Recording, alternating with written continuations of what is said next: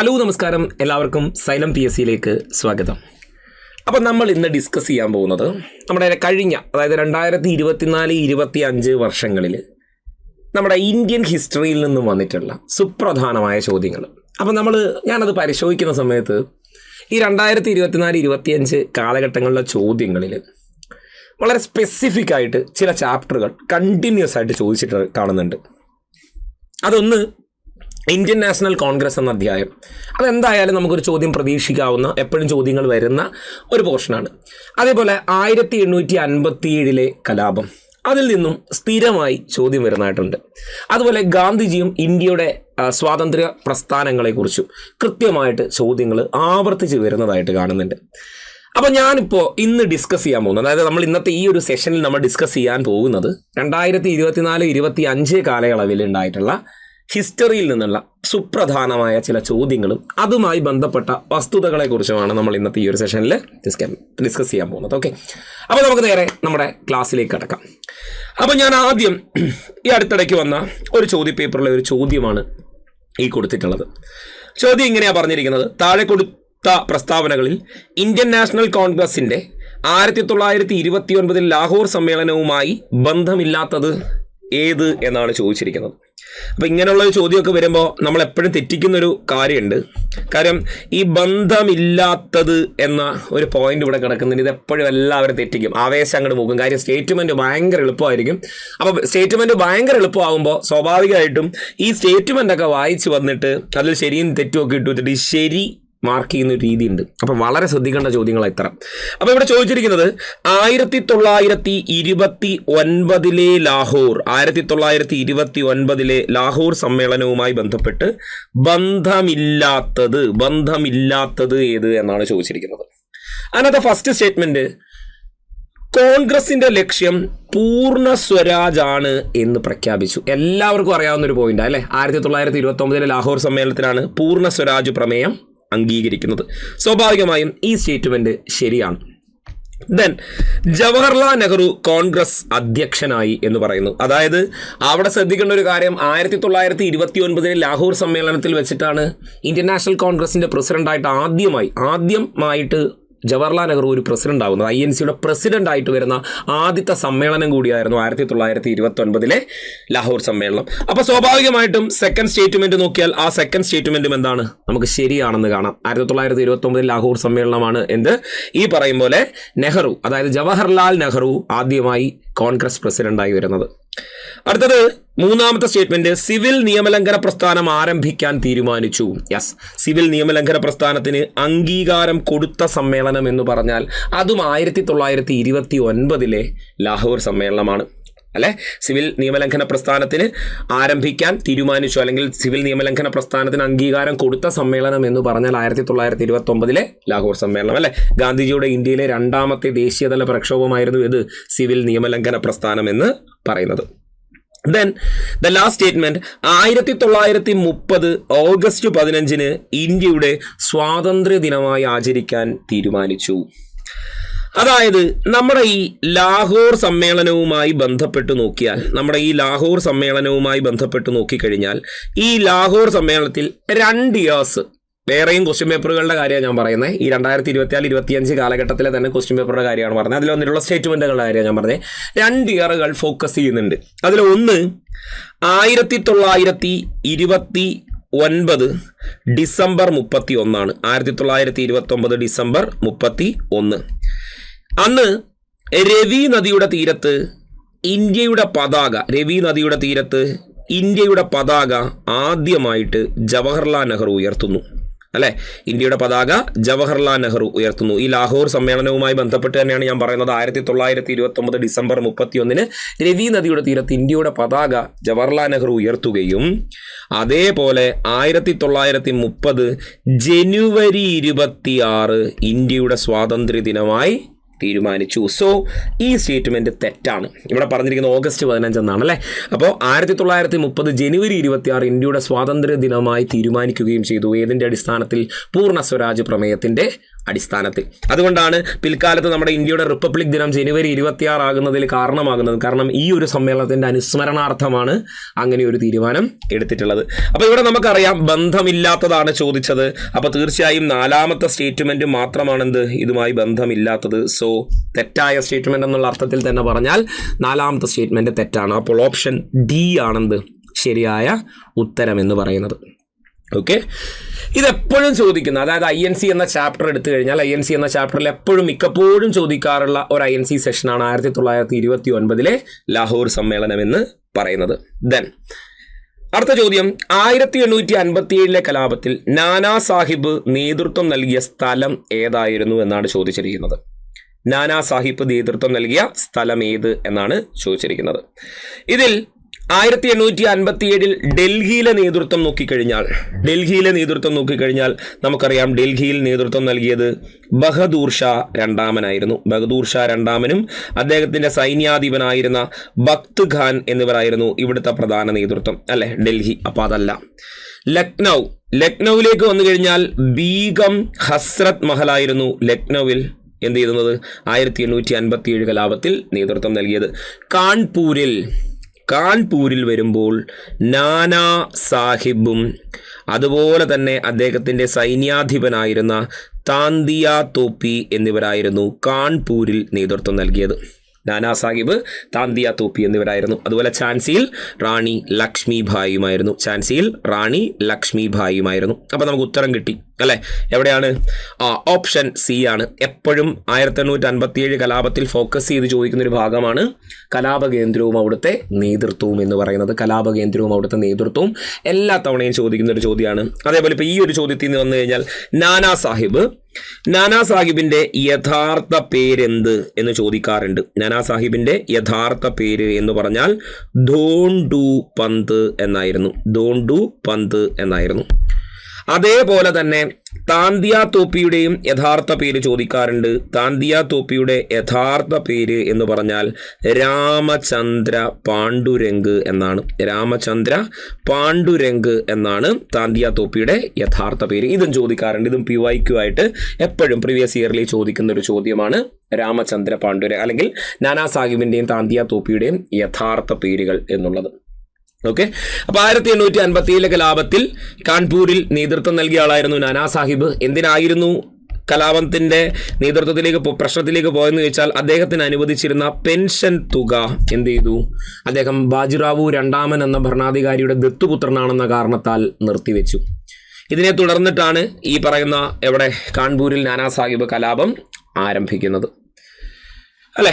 അപ്പോൾ അടുത്ത ചോദ്യം ഇതുമായി ബന്ധപ്പെട്ട് തന്നെ വരുന്നൊരു ചോദ്യമാണ്. നോക്കൂ, 1857 ഒന്നാം സ്വാതന്ത്ര്യ സമരവുമായി ബന്ധപ്പെട്ട നേതാക്കന്മാരുടെയും അവർ സമരം നയിച്ച സ്ഥലങ്ങളും നൽകിയിരിക്കുന്നു. ഇവയെ ശരിയായ രീതിയിൽ ക്രമീകരിക്കുക എന്നാണ് പറഞ്ഞിരിക്കുന്നത്. നമുക്ക് ഇതിനെ ശരിയായ രീതിയിൽ ഒന്ന് ക്രമീകരിച്ച് നോക്കാം. ഇപ്പം നമ്മൾ പറഞ്ഞതാണ് ബഹദൂർ ഷാ രണ്ടാമൻ നേതൃത്വം നൽകിയത് ഡൽഹിയിലാണ്, അല്ലേ? ബഹദൂർ ഷാ രണ്ടാമൻ നേതൃത്വം നൽകിയത് ഡൽഹിയിലാണ്. അതായത് ഒന്നിൻ്റെ ശരിയായ ഇത് വരുന്നത് ഒന്നിൻ്റെ സിയിലാണ്. അടുത്തത് ഷാമൽ എന്ന് പറഞ്ഞു കഴിഞ്ഞാൽ ബറൌട്ട് പർഗാനയിൽ ജാട്ട് വിഭാഗം കർഷകരെ സംഘടിപ്പിച്ചുകൊണ്ട് 1857 കലാപത്തിൽ നേതൃത്വം നൽകിയ വ്യക്തിയായിരുന്നു ഷാമൽ എന്ന് പറയുന്നത്. അതായത് 2 എന്ന് പറഞ്ഞാൽ ഡിയിലാണ് വരുന്നത്. 2 ഡി, 1 സി 2 ഡി. 1 സിയും 2 ഡിയുമുള്ള 2 ഓപ്ഷനുകൾ നമുക്ക് കുറഞ്ഞു. അതായത് ഇതും തെറ്റാണ് ഇതും സെറ്റാണെന്ന് നമുക്ക് മനസ്സിലായി. 2 എണ്ണം തെറ്റി, അല്ലേ? ഇനി നമുക്ക് 1 സിയും 2 ഡിയും മനസ്സിലായി. അപ്പോൾ ഇനി മൂന്നാമത്തെ നോക്കാം. മൗലവി അഹമ്മദുള്ള നേതൃത്വം നൽകുന്നത് ഫൈസാബാദിലാണ്. അതായത് 3 എന്ന് പറഞ്ഞാൽ എ ആണ്. ഇപ്പം തന്നെ നമുക്ക് എന്ത് ചെയ്യും? ഉത്തരം കിട്ടും. 3 എന്ന് പറഞ്ഞാൽ എ ആണ്. ഇപ്പം തന്നെ നമുക്ക് എന്ത് കിട്ടി? ഉത്തരം കിട്ടി. എവിടെ കിട്ടി? ഓപ്ഷൻ ഡി കിട്ടി. കണ്ടോ? ഓപ്ഷൻ ഡി കിട്ടി. 1 C 2 D 3 A 4 B. Lucknow, അല്ലേ? ബീഗം ഹസ്രത് മഹൽ ലക്നൌവിലുമായിരുന്നു. ഇനി മൗലവി അഹമ്മദുള്ള വിളിക്കുന്നൊരു പേരുണ്ട്. ഡങ്കാശ എന്ന പേരിൽ അറിയപ്പെടുന്ന 1857 കലാപകാരിയായിരുന്നു ആര്? മൗലവി അഹമ്മദുള്ള ഷാ എന്ന് പറയുന്നത്. ഡങ്കാശ എന്ന പേരിൽ അറിയപ്പെടുന്ന 1857 കലാപകാരിയായിരുന്നു ആര്? മൗലവി അഹമ്മദുള്ള ഷാ. നിങ്ങൾ നോക്കി, ആവർത്തിച്ച് വരുന്നുണ്ട് കലാപകേന്ദ്രവും അവിടുത്തെ നേതൃത്വവും എന്ന് പറയുന്ന ഭാഗം ആവർത്തിച്ച് വരുന്നുണ്ട്. ഒരു കാരണവശാലും എന്ത് ചെയ്യരുത്? ഈ ഒരു ഭാഗം പഠിക്കാണ്ട് പോകരുത്. ഇനി ഏതൊരു പരീക്ഷയ്ക്ക് പോയാലും ഈ ഒരു ഭാഗം എന്ത് ചെയ്യരുത്, പഠിക്കാതെ പോകരുത്. ഓക്കെ, ശരി. അപ്പോൾ ഇവിടുത്തെ പ്രധാനപ്പെട്ട നേതൃത്വവും കാര്യങ്ങളും ഒക്കെ മനസ്സിലാക്കി. ഓപ്ഷൻ ഡി ആണെന്ന് മനസ്സിലായി. 1857 കലാപത്തെക്കുറിച്ചായിരുന്നു നമ്മൾ പറഞ്ഞത്. ഈ 1857 കലാപം എടുത്തു കഴിഞ്ഞാൽ നമുക്ക് ഫോക്കസ് ചെയ്ത് നോക്കാനുള്ള പോയിന്റുകൾ എന്ന് പറഞ്ഞാൽ കലാപത്തിലേക്ക് നയിച്ച സാഹചര്യങ്ങൾ നോക്കണം. കലാപത്തിലേക്ക് നയിച്ച സാഹചര്യങ്ങൾ പരിശോധിച്ചു കഴിഞ്ഞാൽ അതിൽ നിയമങ്ങളുണ്ട്, സാമൂഹിക സാഹചര്യങ്ങൾ എന്തെങ്കിലും ഉണ്ടെങ്കിൽ അതുണ്ട്, അല്ലേ? സാമൂഹിക സാഹചര്യങ്ങൾ, നിയമങ്ങൾ, ഇതൊക്കെ എപ്പോഴും എന്ത് ചെയ്യാറുണ്ട്, ചോദിക്കാറുണ്ട്. ഓക്കെ, പിന്നെ ഞാൻ പറഞ്ഞതിൻ്റെ കലാപ കേന്ദ്രവും അവിടുത്തെ നേതൃത്വവും ചോദിക്കുന്നത് പോലെ ചോദിക്കുന്ന ഒരു ചോദ്യമാണ് ഗവൺമെൻറ് ഓഫ് ഇന്ത്യ ആക്ട് 1858, അല്ലെങ്കിൽ ഇതിനെ നമ്മൾ രാജ്ഞിയുടെ വിളംബരം എന്ന് വിളിക്കാറുണ്ട്. രാജ്ഞിയുടെ വിളംബരം എന്ന് വിളിക്കുന്ന നിയമമാണ്. രാജ്ഞിയുടെ വിളംബരം എന്ന് വിളിക്കുന്ന നിയമമുണ്ട് ഇതിനകത്ത്. അതുപോലെ തന്നെ വിളിക്കാറുണ്ട് എന്ത്, act four better government in India. Act four better government in India. Act four better government in India. Act four better government in India എന്നറിയപ്പെടുന്ന നിയമം കൂടിയാണ് ഏത്, ഗവൺമെൻറ് ഓഫ് ഇന്ത്യ ആക്ട് 1858. രാജ്ഞിയുടെ വിളംബരം എന്ന് വിളിക്കുന്ന act four better government in India എന്ന് വിളിക്കുന്ന നിയമം കൂടിയാണ് ഏത്, നമ്മളുടെ ഗവൺമെൻറ് ഓഫ് ഇന്ത്യ ആക്ട്. അതായത് 1857 കലാപം 1858 അടിച്ചമർത്തിയതിനെ തുടർന്ന് ബ്രിട്ടീഷ് പാർലമെൻറ്റ് ഇന്ത്യയിൽ അവതരിപ്പിച്ച നിയമമായിരുന്നു ഗവൺമെൻറ് ഓഫ് ഇന്ത്യ ആക്ട് 1858. ഇതും ഈ ഭാഗത്തുനിന്ന് വരുന്ന വളരെ ഇമ്പോർട്ടൻ്റ് ആയിട്ടുള്ള ഒരു ചോദ്യമാണ്. ഓക്കെ, ശരി. അപ്പോൾ നമുക്ക് അടുത്ത ചോദ്യത്തിലേക്ക് പോകാം. നോക്കൂ, താഴെ പറയുന്നവയിൽ ശരിയായ പ്രസ്താവന അല്ലെങ്കിൽ പ്രസ്താവനകൾ തിരഞ്ഞെടുത്തിടുക എന്നാണ് പറഞ്ഞിരിക്കുന്നത്. നോക്കൂ, നീലം കർഷകരുമായി ബന്ധപ്പെട്ട് ഗാന്ധിജി നടത്തിയ സമരമായിരുന്നു ചമ്പാരൻ സത്യാഗ്രഹം. ശരിയല്ലേ? നീലം കർഷകരുമായി ബന്ധപ്പെട്ട് ഗാന്ധിജി നടത്തിയ സമരമായിരുന്നു ഇത്, ചമ്പാരൻ സത്യാഗ്രഹം. കർഷക തൊഴിലാളികളുമായി ബന്ധപ്പെട്ട് ഗാന്ധിജി നടത്തിയ സമരമായിരുന്നു അഹമ്മദാബാദ് സത്യാഗ്രഹം എന്ന് പറയുന്നു. കർഷക തൊഴിലാളികളുമായി ബന്ധപ്പെട്ട് എന്ന് പറഞ്ഞിരിക്കുന്നു. ശരിയാണോ? നമുക്ക് നോക്കാം. ഇനി തുണിമിൽ തൊഴിലാളികളുടെ പ്രശ്നപരിഹാരമായിരുന്നു ഗാന്ധിജി നടത്തിയ ഖേദ സത്യാഗ്രഹം എന്ന് പറഞ്ഞിരിക്കുന്നു. അതായത് ഈ പറഞ്ഞിരിക്കുന്ന രണ്ട് സ്റ്റേറ്റ്മെന്റ് അങ്ങോട്ടും ഇങ്ങോട്ടും മാറ്റിയിട്ടു, അല്ലേ? അതായത് തുണിമിൽ തൊഴിലാളികളുടെ പ്രശ്നപരിഹാരമായിരുന്നു എന്ത്, അഹമ്മദാബാദിലെ മിൽ സമരം എന്ന് പറയുന്നത്. അതേപോലെ കർഷക തൊഴിലാളികളുമായി ബന്ധപ്പെട്ട പ്രശ്നമായിരുന്നു എന്ത്, ഖേദ സത്യാഗ്രഹം എന്ന് പറയുന്നത്. ദാറ്റ് മീൻസ് ഇത് രണ്ടും തെറ്റാണ്. ഇനി നോക്കൂ, സിവിൽ നിയമലംഘന പ്രസ്ഥാനവുമായി ബന്ധപ്പെട്ട് ഗാന്ധിജി സമ്പൂർണ്ണ മദ്യനിരോധനം നടപ്പിലാക്കാൻ ആവശ്യപ്പെട്ടു എന്നത് ശരിയാണ്. ശരിക്കും പറഞ്ഞാൽ ഇത് SCERT തന്നെ ചോദിച്ചിട്ടുള്ള ഒരു സ്റ്റേറ്റ്മെൻ്റ് ആണ്. കാര്യം നമ്മുടെ SCERT പുസ്തകം നോക്കിക്കഴിഞ്ഞാൽ ഈ ഗാന്ധിജിയുമായി ബന്ധപ്പെട്ട കാര്യങ്ങൾ നമ്മൾ നോക്കുമ്പോൾ ഈ 1930 ഗാന്ധിജി നടത്തുന്ന നിയമലംഘന പ്രസ്ഥാനത്തിൻ്റെ ഭാഗമായി ഗാന്ധിജി ചില ആവശ്യങ്ങൾ മുന്നോട്ട് വയ്ക്കുന്നുണ്ട്. അതിൽ ചിലതെന്ന് പറഞ്ഞാൽ ഉപ്പ് നികുതി എടുത്തു കളയുക, കർഷകരുടെ നികുതി ഭാരം പകുതിയായി കുറയ്ക്കുക, അതുപോലെ തന്നെ ഉയർന്ന ഉദ്യോഗസ്ഥരുടെയും അതുപോലെ തന്നെ സൈനിക ചിലവും വെട്ടിക്കുറയ്ക്കാൻ പറയുന്നുണ്ട്. ഉയർന്ന ഉദ്യോഗസ്ഥരുടെ ശമ്പളവും സൈനിക ചിലവും വെട്ടിക്കുറയ്ക്കാൻ പറയുന്നുണ്ട്. അതുപോലെ രാഷ്ട്രീയ തടവുകാരുടെ വിട്ടയക്കലിനെ കുറിച്ച് ഗാന്ധിജി ഈ നിയമലംഘന പ്രസ്ഥാനത്തിൻ്റെ ഭാഗമായിട്ട് പറയുന്നുണ്ട്. അതുപോലെ ഇന്ത്യക്കാരെ നിരീക്ഷിക്കുന്നതിനായി നിയോഗിച്ചിട്ടുള്ള രഹസ്യ അന്വേഷണ വിഭാഗങ്ങളെ പിരിച്ചുവിടണമെന്ന ആവശ്യം ഗാന്ധിജി പറയുന്നുണ്ട്. അതുപോലെ ഗാന്ധിജി പറയുന്നുണ്ട് സമ്പൂർണ്ണ മദ്യനിരോധനം നടപ്പിലാക്കണമെന്നുള്ളത്. അപ്പോൾ ഈ രീതിയിലുള്ള ഗാന്ധിജി പ്രതിപാദിച്ചിട്ടുള്ള പ്രധാനപ്പെട്ട പ്രശ്നങ്ങൾ തീർച്ചയായിട്ടും എന്താണ്, നമ്മളത് ഓർത്ത് വെക്കേണ്ടതാണ്. ഞാനിപ്പോൾ എന്ത് പറഞ്ഞു, ഉപ്പ് നികുതിയുടെ കാര്യം പറഞ്ഞു, കർഷകർക്ക് മേൽ അടിച്ചേൽപ്പിക്കുന്ന നികുതി പകുതിയായി കുറയ്ക്കണമെന്ന ആവശ്യം പറഞ്ഞു, അല്ലേ? പിന്നെ അതുപോലെ തന്നെ ഉയർന്ന ഉദ്യോഗസ്ഥരുടെ ശമ്പളവും സൈനിക ചിലവും വെട്ടിക്കുറയ്ക്കണമെന്ന് പറയുന്നുണ്ട്. അതുപോലെ ഇന്ത്യക്കാരെ നിരീക്ഷിക്കുന്നതിനായുള്ള രഹസ്യാന്വേഷണ വിഭാഗങ്ങളെ വിട്ടയക്കണമെന്ന് പറയുന്നുണ്ട്. ഇന്ത്യയിലെ രാഷ്ട്രീയ തടവുകാരുടെ വിട്ടയക്കലിനെ കുറിച്ച് പറയുന്നുണ്ട്. അതുപോലെ തീരദേശ കപ്പൽ ഗതാഗതം ആരംഭിക്കണമെന്ന് ഗാന്ധിജി പറയുന്നുണ്ട് നിയമലംഘനവുമായി ബന്ധപ്പെട്ട്. അതുപോലെ പറയുന്ന ഒരു പോയിന്റാണ് എന്ത്, ഈ പറയുന്ന സമ്പൂർണ്ണ മദ്യനിരോധനം നടപ്പിലാക്കുക. അപ്പോൾ ഇത് പ്രകാരം നമ്മളുടെ ഉത്തരം എന്ന് പറഞ്ഞാൽ ഓപ്ഷൻ ഡി ആണ്. 1, 4 എന്നിവ മാത്രമാണ് ശരി എന്നുള്ളത്, അല്ലേ?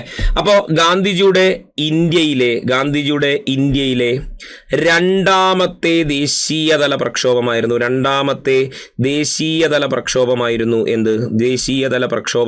എന്ത് ഈ പറയുന്ന നിയമലംഘന പ്രക്ഷോഭം എന്ന് പറയുന്നത്. ഇതിൽ പിന്നെ ചോദിക്കാറുള്ള ഒരു ചോദ്യമുണ്ട്. അതായത് ഈ നിയമലംഘന പ്രസ്ഥാനത്തിൻ്റെ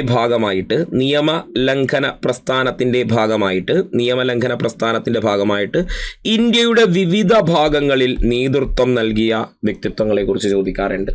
എപ്പോഴും ചോദിക്കാറുണ്ട്. ഇപ്പോൾ ഒരു ഉദാഹരണം പറഞ്ഞു കഴിഞ്ഞാൽ നമുക്കറിയാം, ഗുജറാത്തിൽ നേതൃത്വം നൽകിയത് ഗുജറാത്തിലെ ദണ്ഡിയിൽ നേതൃത്വം നൽകിയത് ആര് എന്ന് ചോദിച്ചാൽ നമുക്ക് ഒരു സംശയമില്ലാതെ പറയാം, ദണ്ഡി യാത്രയ്ക്ക് നേതൃത്വം നൽകിയത് ഗാന്ധിജി ആയിരുന്നു, അല്ലേ? അതേപോലെ മലബാർ അല്ലെങ്കിൽ കേരളത്തിലേക്ക് വന്നു കഴിഞ്ഞാൽ കേരളത്തിൽ കേളപ്പനായിരുന്നു നേതൃത്വം നൽകിയത്. അദ്ദേഹത്തെ അറിയപ്പെടുന്നത് കേരള ഗാന്ധി എന്ന പേരിലായിരുന്നു. അതുപോലെ തന്നെ ചോദിക്കുന്നൊരു ചോദ്യമാണ് തമിഴ്നാട്ടിൽ നേതൃത്വം നൽകിയ വ്യക്തി എന്ന് പറഞ്ഞു കഴിഞ്ഞാൽ സി രാജഗോപാലാചാരി. അദ്ദേഹത്തെ വിളിക്കുന്നത് വേദാരണ്യം ഗാന്ധി എന്ന പേരിൽ അറിയപ്പെടുന്നു. കാര്യം എന്താ? അദ്ദേഹം ജാഥ നയിച്ചത് തിരുച്ചിറാപ്പള്ളി മുതൽ വേദാരണ്യം വരെയായിരുന്നു അദ്ദേഹത്തിൻ്റെ ജാഥ എന്നുള്ളത് കൊണ്ട് അദ്ദേഹത്തെ നമ്മൾ വിളിക്കാറുള്ളത് വേദാരണ്യം ഗാന്ധി എന്നാണ്. അതുപോലെ തന്നെ ഒഡീഷയിൽ നേതൃത്വം നൽകിയത് ഗോപബന്ധു ചൗധരിയാണ്. ഒഡീഷയിൽ നേതൃത്വം നൽകിയത് ഗോപബന്ധു ചൗധരി. അതുപോലെ ഇന്ത്യയുടെ വടക്കു പടിഞ്ഞാറൻ ഇന്ത്യ എന്ന് പറയുമ്പോൾ അവിടെ ഖാൻ അബ്ദുൽ ഗാഫർ ഖാൻ, PSCക്ക് ഭയങ്കര ഇഷ്ടപ്പെട്ട ആളാണ് ഈ ഖാൻ അബ്ദുൽ ഗാഫർ ഖാൻ ആയിരുന്നു എന്നോർക്കാം. അതുപോലെ വടക്ക് കിഴക്കൻ ഇന്ത്യയിൽ ആരായിരുന്നു എന്ന് ചോദിച്ചാൽ റാണി ഗൈഡിലിയു ആയിരുന്നു. അതിൻ്റെ ഒരു PYQ ചോദ്യമുണ്ട്. ജവഹർലാൽ നെഹ്റു നാഗന്മാരുടെ റാണി എന്ന് വിശേഷിപ്പിച്ചത് ആരെ എന്ന് ചോദിക്കാറുണ്ട്. അത് റാണി ഗൈഡിലിയു ആണ്. അങ്ങനെ ഇന്ത്യയിൽ ഫോക്കസ് ചെയ്യുന്ന ഇത്തരം നേതൃത്വങ്ങൾ നടന്ന പ്രദേശങ്ങൾ എന്ന് പറയുന്നത് വളരെ ഇമ്പോർട്ടൻ്റ് ആയിട്ട് ഈ ഒരു ഭാഗത്തുനിന്ന് ചോദിക്കുന്ന ഒരു ചോദ്യമാണ്. എന്ത് ചെയ്യരുത്? അത്തരം പോയിന്റുകൾ വിട്ടുപോകാതെ ഒന്ന് റിവൈസ് ചെയ്യുമ്പോഴൊക്കെ ഉപയോഗിക്കാവുന്ന പോയിന്റുകളാണ്. ഓക്കെ, അടുത്ത് നോക്കൂ. ബ്രിട്ടീഷ് വൈസ്രോയുടെ എക്സിക്യൂട്ടീവ് കൗൺസിൽ അംഗത്വം രാജിവെക്കുകയും ഇന്റർനാഷണൽ കോൺഗ്രസിന്റെ അധ്യക്ഷ പദവിയിൽ ഇരിക്കുകയും ചെയ്ത മലയാളി ആര്? സിമ്പിൾ ചോദ്യം, പക്ഷേ PSCക്ക് ഭയങ്കര ഇഷ്ടമാണ് ഈ പുള്ളിക്കാരനെ. ആരാണ്? നമ്മുടെ സി ശങ്കരൻ നായർ അല്ലെങ്കിൽ ചേറ്റൂർ ശങ്കരൻ നായരാണ് ഇവിടെ ഉത്തരമായി വരേണ്ടത്, അല്ലേ? സി ശങ്കരൻ നായർ 1897 അമരാവതി സമ്മേളനത്തിലായിരുന്നു ഇദ്ദേഹം പ്രസിഡന്റായി വരുന്നത്. അങ്ങനെ INC പ്രസിഡന്റ് ആകുന്ന ആദ്യത്തെ മലയാളി എന്ന് പറഞ്ഞാൽ ആരാണ്? സി ശങ്കരൻ നായരാണ്. അതുപോലെ ഇവിടെ പറയുന്നുണ്ട് വൈസ്രോയുടെ എക്സിക്യൂട്ടീവ് കൗൺസിലിൽ നിന്നും രാജിവെച്ച് പുറത്തു വന്നത്. അതായത് റൗലറ്റ് നിയമത്തെ ഇദ്ദേഹം പിന്തുണച്ചിട്ടുണ്ട്. പക്ഷേ റൗലറ്റ് നിയമത്തെ തുടർന്നുള്ള ജാലിയൻ വാലാബാഗ് സംഭവത്തെ തുടർന്ന് വൈസ്രോയുടെ എക്സിക്യൂട്ടീവ് കൗൺസിലിൽ നിന്നും ഇദ്ദേഹം രാജിവെച്ച് പുറത്തു വരേണ്ട സാഹചര്യം ഉണ്ടായിട്ടുണ്ട്. ഒപ്പം ഇദ്ദേഹത്തിൽ നിന്ന് ചോദിക്കുന്ന മറ്റൊരു ചോദ്യമുണ്ട്. ഗാന്ധിയും അരാജകത്വവും എന്ന കൃതി രചിച്ചത്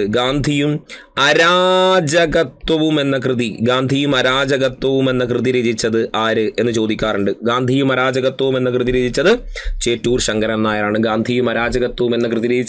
ചേറ്റൂർ ശങ്കരൻ നായരായിരുന്നു. അതെപ്പോഴും ചോദിക്കുന്ന ഒരു PYQ ആണ്. ചേറ്റൂർ ശങ്കരൻ നായരുമായി ബന്ധപ്പെട്ടിട്ടുള്ള ഒരു PYQ ആണത്. ഗാന്ധിയും അരാജകത്വവും എന്ന കൃതി രചിച്ചത് ചേറ്റൂർ ശങ്കരൻ നായരായിരുന്നു. ഓക്കെ, ശരി. അടുത്ത് നോക്കൂ. 1851 അവതൊരു ദിവസം നമ്മുടെ വായിൽ പതിക്കാൻ പോകുന്ന ചെറി എന്ന് പറഞ്ഞ ഗവർണർ ജനറൽ ആര് എന്നാണ് ചോദിച്ചിരിക്കുന്നത്.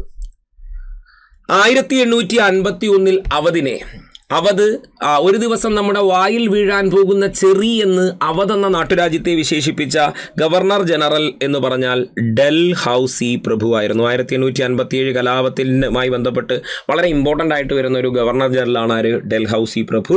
അദ്ദേഹമാണ് അവധിനെ ഒരു ദിവസം നമ്മുടെ വായിൽ വീഴാൻ പോകുന്ന ചെറി എന്ന് വിശേഷിപ്പിച്ചിട്ടുള്ളത്. ഓക്കെ, ദെൻ ശരിയായ 2 പ്രസ്താവനകൾ അടങ്ങിയ ഓപ്ഷൻ കണ്ടെത്തുക. ഓക്കെ, നമുക്ക് നോക്കാം. മഹാത്മാഗാന്ധി ആഫ്രിക്കയിൽ നിന്ന് തിരിച്ചു വന്നത് 1915 എന്നൊരു സ്റ്റേറ്റ്മെന്റ് വളരെ ശ്രദ്ധിച്ചു വായിക്കേണ്ട ഒരു ചോദ്യമാണ് കേട്ടോ. രണ്ടാമത്തെ സ്റ്റേറ്റ്മെന്റ് പറഞ്ഞിരിക്കുന്നത് മഹാത്മാഗാന്ധി ഇന്ത്യയിൽ തിരിച്ചെത്തിയതിനു ശേഷം പങ്കെടുത്ത ആദ്യത്തെ പ്രധാന പരിപാടി ബനാറസ് ഹിന്ദു സർവകലാശാലയുടെ ഉദ്ഘാടനമായിരുന്നു എന്ന് പറഞ്ഞിരിക്കുന്നു. മൂന്നാമത്തെ സ്റ്റേറ്റ്മെന്റ് ബനാറസ് ഹിന്ദു യൂണിവേഴ്സിറ്റിയുടെ ഉദ്ഘാടനം നടന്നത് 1916 മാർച്ചിലായിരുന്നു എന്ന് പറയുന്നു. നാലാമത്തെ സ്റ്റേറ്റ്മെന്റ് 1916 നവംബറിൽ ലക്നൌവിൽ നടന്ന കോൺഗ്രസ് സമ്മേളനത്തിൽ ഗാന്ധിജി പങ്കെടുത്തു എന്നുമാണ് പറയുന്നത്. ഇത് നമുക്ക് ശരിക്കും പറഞ്ഞാൽ പെട്ടെന്നൊക്കെ വായിച്ചു കഴിഞ്ഞാൽ പെട്ടെന്ന് തെറ്റിക്കാൻ പറ്റും. സിമ്പിളാണ്, പക്ഷെ പെട്ടെന്ന് തെറ്റിക്കാൻ പറ്റുന്നൊരു ഓപ്ഷൻസ് ആണ് ഇത് പറയുന്നത്. ഇതിൽ ഫസ്റ്റ് സ്റ്റേറ്റ്മെന്റിലേക്ക് ഞാൻ വരികയാണ്. ഫസ്റ്റ് സ്റ്റേറ്റ്മെന്റ് പറയുന്നത് മഹാത്മാഗാന്ധി ആഫ്രിക്കയിൽ നിന്നും തിരിച്ചു വന്നത് 1915 എന്നതാണ്. കറക്റ്റ് അല്ലേ? 1915 ജനുവരി 9 തൻ്റെ പ്രവാസ ജീവിതം അവസാനിപ്പിച്ച് ഗാന്ധിജി ഇന്ത്യയിലേക്ക് മടങ്ങിയെത്തിയത്. ആയതിനാലാണ് നമ്മൾ ജനുവരി 9 എന്താണ് പ്രവാസി ഭാരതീയ ദിനമായി കണക്കാക്കുന്നു. പ്രവാസി ഭാരതീയ ദിനമായി നമ്മൾ ഈ ദിനത്തെ കണക്കാക്കുന്നു. അപ്പോൾ ആ സ്റ്റേറ്റ്മെന്റ് എന്താണ്? എന്തായാലും ശരിയാണ്. ദെൻ മഹാത്മാഗാന്ധി ഇന്ത്യയിൽ തിരിച്ചെത്തിയതിനു ശേഷം പങ്കെടുത്ത ആദ്യത്തെ പ്രധാന പരിപാടിയാണ് ബനാറസ് ഹിന്ദു സർവകലാശാലയുടെ ഉദ്ഘാടനം എന്ന്. അതായത് ഇന്ത്യയിൽ മടങ്ങിയെത്തിയ ഗാന്ധി പങ്കെടുക്കുന്ന ആദ്യത്തെ പൊതുപരിപാടി എന്ന് ചോദിച്ചാൽ അത് ഏത് തന്നെയാണ്? ബനാറസ് ഹിന്ദു സർവകലാശാലയുടെ ഉദ്ഘാടന ചടങ്ങിൽ തന്നെയാണ്. ഇന്ത്യയിൽ മടങ്ങിയെത്തിയ ഗാന്ധി ഇന്ത്യയിൽ പങ്കെടുക്കുന്ന ആദ്യത്തെ പൊതുപരിപാടി ഏത് എന്ന് ചോദിച്ചാൽ അത് ബനാറസ് ഹിന്ദു സർവകലാശാലയുടെ ഉദ്ഘാടന പരിപാടിയാണ്. പക്ഷേ ഇവിടെ ശ്രദ്ധിക്കേണ്ട ഒരു പോയിന്റ്, ബനാറസ് ഹിന്ദു യൂണിവേഴ്സിറ്റിയുടെ ഉദ്ഘാടനം നടന്നത് 1916 മാർച്ച്. അവിടെ നമുക്ക് കൺഫ്യൂഷൻ വരും. അപ്പോൾ അത് നമ്മൾ ഓർത്ത് വെക്കേണ്ട പോയിന്റാണ്. എന്ത്? 1916 ഫെബ്രുവരി മാസത്തിലാണ് ഈ പറയുന്ന ബനാറസ് ഹിന്ദു യൂണിവേഴ്സിറ്റി, ഓക്കെ, അതാണ് BHU കേട്ടോ, ബനാറസ് ഹിന്ദു യൂണിവേഴ്സിറ്റിയുടെ ഉദ്ഘാടനം നടക്കുന്നത് കേട്ടോ. ബനാറസ് ഹിന്ദു യൂണിവേഴ്സിറ്റിയുടെ ഉദ്ഘാടനം നടന്നത് 1916 ഫെബ്രുവരി മാസത്തിലാണ്. ഇവിടെ പറഞ്ഞിരിക്കുന്നത് മാർച്ചിൽ എന്നാണ്. സ്വാഭാവികമായും അത് തെറ്റാണ്. ദെൻ 1916 നവംബറിൽ ലക്നൌവിൽ നടന്ന കോൺഗ്രസ് സമ്മേളനത്തിൽ ഗാന്ധിജി പങ്കെടുത്തു. ഇതിൽ ചാടിക്കയറി ഉത്തരം എഴുതാൻ പാടില്ല. കാര്യം അത് 1916 INC സമ്മേളനം നടന്നത് ലക്നൌവിലാണ്. പക്ഷെ എന്താ അവിടെ ചോദിച്ചിരിക്കുന്നത്? നവംബറിൽ എന്നൊരാളെ ഇതിനകത്ത് എടുത്തിട്ടുണ്ടല്ലേ.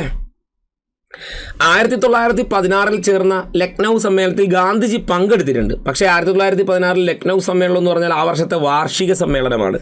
ഇന്ത്യൻ നാഷണൽ കോൺഗ്രസിൻ്റെ വാർഷിക സമ്മേളനങ്ങൾ നടക്കുക എന്ന് പറഞ്ഞാൽ ഇന്ത്യൻ നാഷണൽ കോൺഗ്രസിൻ്റെ വാർഷിക സമ്മേളനങ്ങൾ നടക്കുക എന്ന് പറഞ്ഞാൽ വാർഷിക സമ്മേളനങ്ങൾ എപ്പോഴും ഡിസംബർ മാസത്തിലായിരിക്കും നടക്കുക. ഓക്കെ, വാർഷിക സമ്മേളനങ്ങൾ എപ്പോഴായിരിക്കും നടക്കുക? ഡിസംബർ മാസത്തിലായിരിക്കും നടക്കുക. ഇവിടെ ചോദിച്ചിരിക്കുന്നത് നവംബറിൽ എന്നാണ്. അപ്പോൾ ഈ സ്റ്റേറ്റ്മെന്റ് അവിടെ തെറ്റിച്ചളഞ്ഞു. ബാക്കിയൊക്കെ ശരിയാ. കാര്യം 1916 ലക്നൗ സമ്മേളനം എന്ന് പറഞ്ഞാൽ 1916 ലക്നൗ സമ്മേളനം എന്ന് പറഞ്ഞാൽ ഈ ലക്നൗ സമ്മേളനത്തിൽ നമ്മൾ ഓർക്കേണ്ട പോയിന്റുകൾ: ഒന്ന്, ഗാന്ധിജിയും നെഹ്റുവും ആദ്യമായി കണ്ടുമുട്ടുന്നത് ഇവിടെ വെച്ചാണ്. ഗാന്ധിജിയും നെഹ്റുവും ആദ്യമായി കണ്ടുമുട്ടി. രണ്ടാമതോ, ഇന്ത്യൻ നാഷണൽ കോൺഗ്രസും മുസ്ലിം ലീഗും ഒന്നായി പ്രവർത്തിക്കാൻ തീരുമാനിച്ചു. അതിൻ്റെ ഭാഗമായി ലക്നൗ കരാർ ഒപ്പുവെച്ചു. അടുത്തത് മിതവാദികളും തീവ്രവാദികളും ഒന്നായ സമ്മേളനം. മിതവാദി പക്ഷവും തീവ്രവാദി പക്ഷവും ഒന്നായ സമ്മേളനം എന്ന നിലയിൽ നമുക്ക് ഏതൊക്കെ ഇമ്പോർട്ടൻ്റ് ആണ്? ലക്നൗ സമ്മേളനം ഇമ്പോർട്ടൻ്റ് ആണ്. പക്ഷേ ലക്നൗ സമ്മേളനം നടന്നിട്ടുള്ളത് ഡിസംബർ മാസത്തിലാണ്. അതായത് ഗാന്ധിജിയും നെഹ്റുവും ആദ്യമായി കണ്ടുമുട്ടി എന്ന് പറയുമ്പോൾ ഇവിടെ രണ്ട് ചോദ്യങ്ങൾ വേറെ എപ്പോഴും ചോദിക്കാറുണ്ട്. എന്തൊക്കെയാ? ഗാന്ധിയും നെഹ്റുവും കണ്ടുമുട്ടി എന്ന് പറയുമ്പോൾ ഇവർ ഒറ്റയ്ക്ക് വന്ന ചോദ്യങ്ങൾ ചോദിക്കാറുണ്ട്. അതായത് 1901 കൽക്കട്ട സമ്മേളനത്തിലാണ് ഗാന്ധിജി ആദ്യമായി പങ്കെടുത്ത സമ്മേളനം എന്ന് പറയുന്നത്. ഗാന്ധി ആദ്യമായി പങ്കെടുത്ത സമ്മേളനം എന്ന് പറഞ്ഞാൽ 1901 കൽക്കട്ട സമ്മേളനമായിരുന്നു. അതിൻ്റെ അധ്യക്ഷൻ എന്ന് പറഞ്ഞാൽ D.E. വാജ്പേയിയായിരുന്നു. അതുപോലെ തന്നെ 1912 ബങ്കിപ്പൂർ സമ്മേളനത്തിലാണ് ജവഹർലാൽ നെഹ്റു ആദ്യമായി പങ്കെടുക്കുന്നത്. പ്രസിഡന്റ് ആയതല്ലേ ജവഹർലാൽ നെഹ്റു ആദ്യമായി പങ്കെടുക്കുന്നത് 1912 ബങ്കിപ്പൂർ സമ്മേളനമായിരുന്നു. R.N. മധോൽക്കർ ആയിരുന്നു. ഓക്കെ, RN മധോൽക്കർ ആയിരുന്നു അവിടെ പ്രസിഡന്റായി വന്നത്. എന്നാൽ ഗാന്ധിജി പ്രസിഡന്റായ ആദ്യ സമ്മേളനവും ഒരേ ഒരു സമ്മേളനവും ചോദിക്കാറുള്ളതാണ്. അത് 1924 ബൽഗാം സമ്മേളനമാണ്. 1924 ബൽഗാം സമ്മേളനത്തിലാണ് ഗാന്ധിജി ഇന്ത്യൻ നാഷണൽ കോൺഗ്രസിന്റെ പ്രസിഡന്റായ ആദ്യ സമ്മേളനവും ഒരൊറ്റ സമ്മേളനത്തിലെ പുള്ളിക്കാരൻ INC പ്രസിഡന്റ് ആയിട്ടുള്ളൂ. അത് 1924 ബൽഗാമിൽ ചേർന്ന INC സമ്മേളനത്തിൽ വെച്ചാണ്. ഓക്കെ, അപ്പോൾ ഇത് വളരെ ഇമ്പോർട്ടൻ്റ് ആയിട്ടുള്ളൊരു പോയിന്റ് ആയിട്ട് കാണണം. ഓക്കെ, അങ്ങനെയാണെങ്കിൽ മിതവാദി തീവ്രവാദി എന്നിവർ ഒന്നായി എന്ന് നമ്മൾ പറഞ്ഞു. അങ്ങനെയാണെങ്കിൽ ഇവരെവിടെ വെച്ച് ഒറ്റയ്ക്കായി?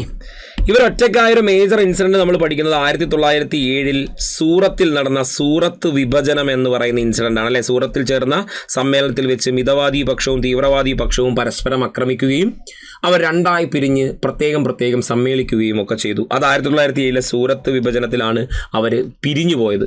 അവരൊന്നായതും എവിടെ വെച്ചാണ്? 1916 ലക്നൗ സമ്മേളനത്തിൽ വെച്ചായിരുന്നു.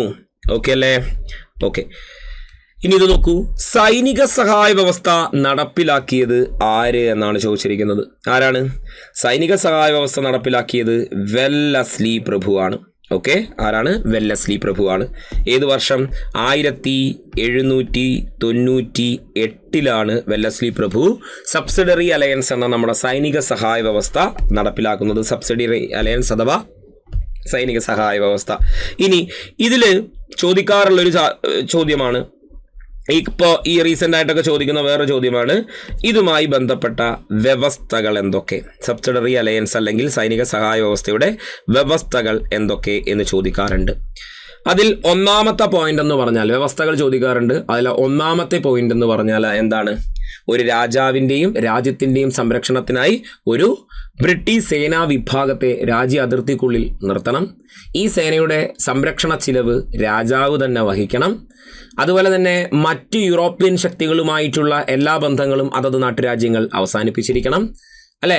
അതുപോലെ തന്നെ അയൽ രാജ്യങ്ങളുമായി എന്തെങ്കിലും തർക്കങ്ങൾ ഉണ്ടായിക്കഴിഞ്ഞാൽ അതിൻ്റെ മധ്യസ്ഥതയ്ക്കായി ബ്രിട്ടീഷുകാരെ തന്നെ നിയമിക്കണം. രാജ്യത്തിൻ്റെ തലസ്ഥാനത്ത് ബ്രിട്ടീഷ് റെസിഡൻ്റ് എന്ന ഉദ്യോഗസ്ഥനെ രാജ്യകാര്യങ്ങൾ നോക്കുന്നതിനായിട്ട് നിയമിച്ചിരിക്കണം. അല്ലെങ്കിൽ ബ്രിട്ടീഷ് താല്പര്യങ്ങൾ രാജ്യത്ത് നടപ്പിലാക്കുന്നതിനായി ബ്രിട്ടീഷ് റെസിഡൻ്റ് എന്ന ഒരു ഉദ്യോഗസ്ഥനെ രാജ്യ തലസ്ഥാനത്ത് നിയമിച്ചിരിക്കണം. നിബന്ധനകൾ പാലിക്കാത്ത രാജാവിൻ്റെ രാജ്യം ഈസ്റ്റ് ഇന്ത്യ കമ്പനിയുടെ ഭാഗമായി കൂട്ടിച്ചേർക്കപ്പെടുമെന്നൊക്കെ പറയുന്ന ഒരു ഉടമ്പടിയായിരുന്നു ഇത് സൈനിക സഹായ വ്യവസ്ഥ അഥവാ സബ്സിഡറി അലയൻസ്. അത് 1798 ആര് കൊണ്ടുവന്നു? വെല്ലസ്ലി പ്രഭുവാണ് കൊണ്ടുവരുന്നത്. 1798 വെല്ലസ്ലി പ്രഭുവാണ് ഈ ഒരു നിയമം ഇന്ത്യയിൽ നടപ്പിലാക്കിയെടുത്തത് എന്ന് ഓർത്തിരിക്കുക. ഓക്കെ, സെറ്റല്ലേ? അങ്ങനെയാണെങ്കിൽ നോക്കൂ,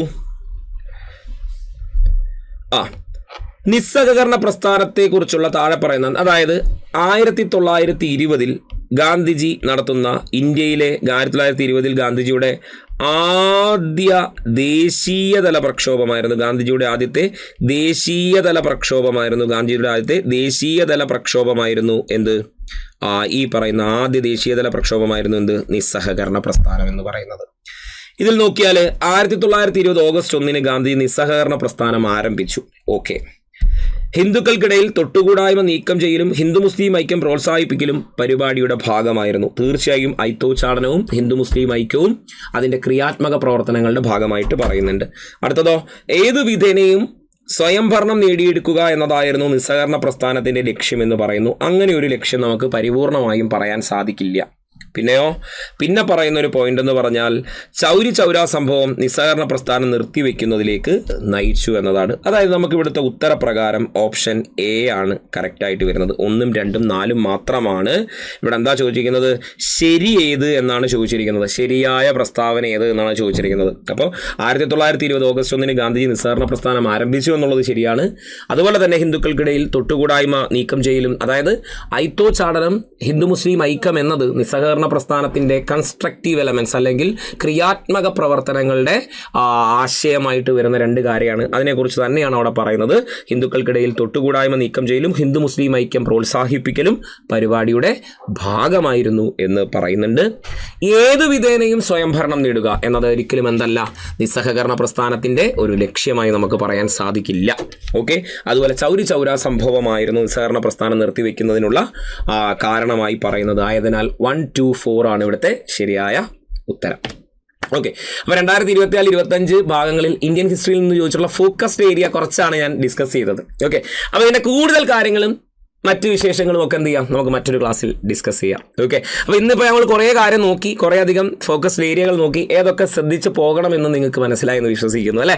അപ്പോൾ ഈ രീതിയിൽ നല്ല സെറ്റപ്പായിട്ട് കാര്യങ്ങളൊക്കെ പ്രീവിയസ് ഇയർ ഒക്കെ നോക്കിയിട്ട് ഇനി വരുന്ന പരീക്ഷയിൽ ഉഷാർ വിജയങ്ങൾ കണ്ടെത്താൻ ശ്രമിക്കണം. ഓക്കെ, അപ്പോൾ കൂടുതൽ ക്ലാസ്സുകളുമായിട്ട് നമുക്ക് മറ്റ് ദിവസങ്ങളിൽ കാണാം. എല്ലാവർക്കും താങ്ക് യു.